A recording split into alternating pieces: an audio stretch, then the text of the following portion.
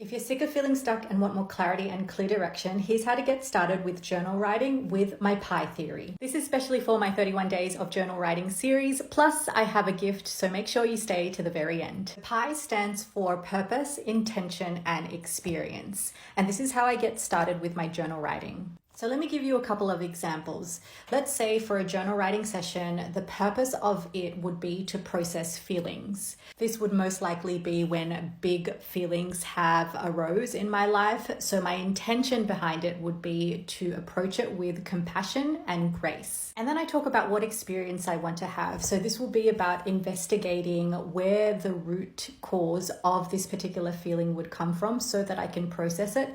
And essentially, I want to feel self-empowered and grounded. Let's say another purpose would be to write a book.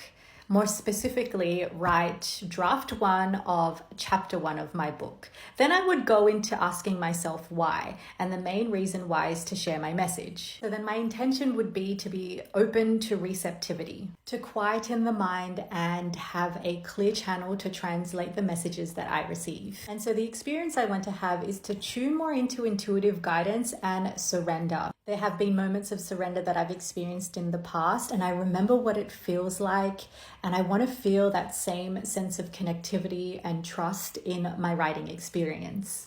And so the beauty of journaling is that there is no right or wrong way to do it. It's a deeply personal experience that can take on many forms. And you can get started with your free signature self journal, my gift to you, at theloveassembly.com/library. Make sure to share it with me if you use my PI theory, and I'll see you in my next video for 31 days of my journal writing series.